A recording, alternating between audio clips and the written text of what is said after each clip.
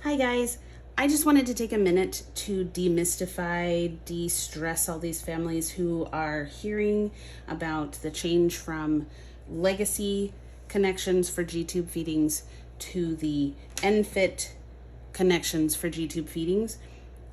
I don't think people are being well taught or informed, and so I wanted to inform through this video. We've been using it for over 2 years, and it is actually a really good program. If you have ever been a family who has had to wake up in the middle of the night where your child has what we call fed the bed instead of fed themselves, this should end that 99.99% of the time, because the legacy situations or tubings often are just pop in, pop out. They are pressure, so if you don't push enough pressure, if your child moves, it comes apart. Even if they're wiggling while you're doing a bolus feed, that can make a mess. That is part of what this would solve. There's their reasoning behind it, they say, is medical, to keep people from making medical errors. I get that. I also don't think that that's truly all of it.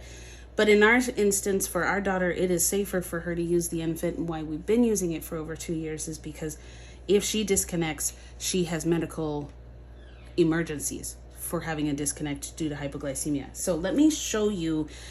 We all know the legacies. The legacies pressure using these large tipped syringes. This is what we're used to. Med ports, if you have them, slip tip syringes for the meds. Clamp those off, hope that it doesn't open and make a mess.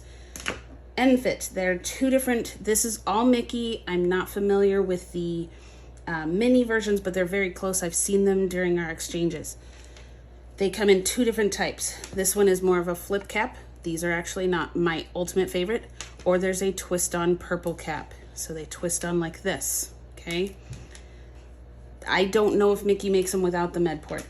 We use them just fine whether or not we use the med port. So for tube feedings, I'm gonna show with this one because it is my favorite. Again, the flip is just the same, except for it doesn't screw on. So in my opinion, it's still a little bit of a gamble for feeding the bed.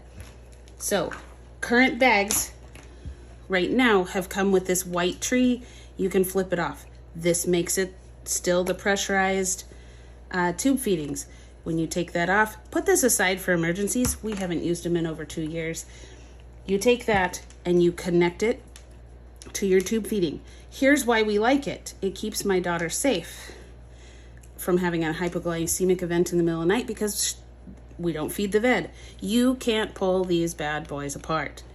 This is amazing for kids who are movers and shakers. Even if your kiddo isn't a mover. Our other daughter had a G-tube and she was not a mover. We had to move her, but we had disconnects when we moved her and it pulled because it got stuck on something.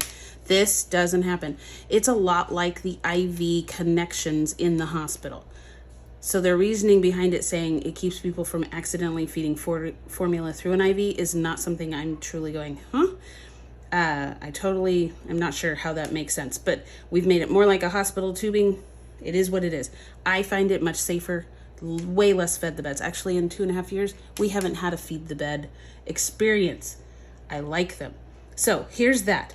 It's connected to tube feedings. You should be given, these are for Zevix bags.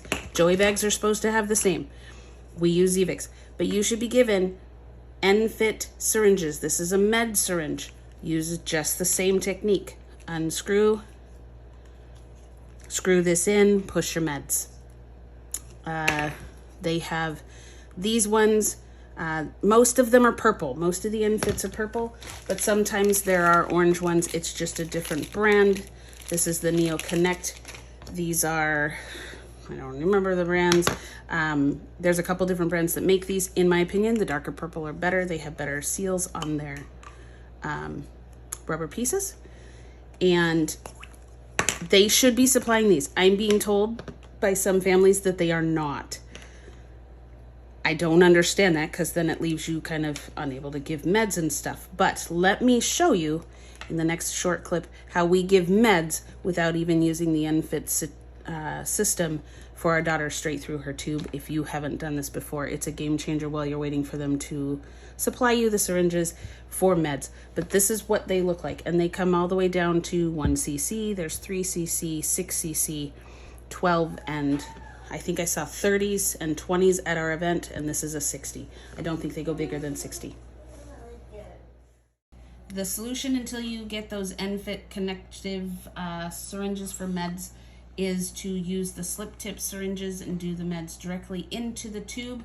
The slip tip that I'm talking about are these. They are a graded tip.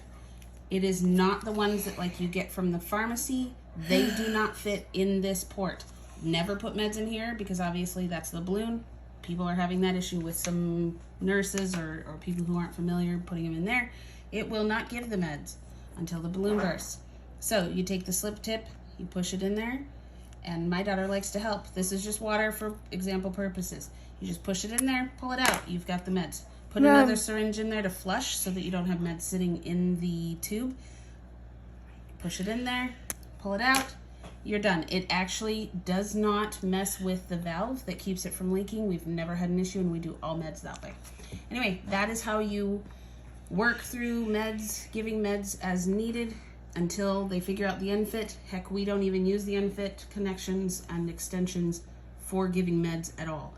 But if you need to do that while you're waiting, that's the easy, quick solution. Hope this helps.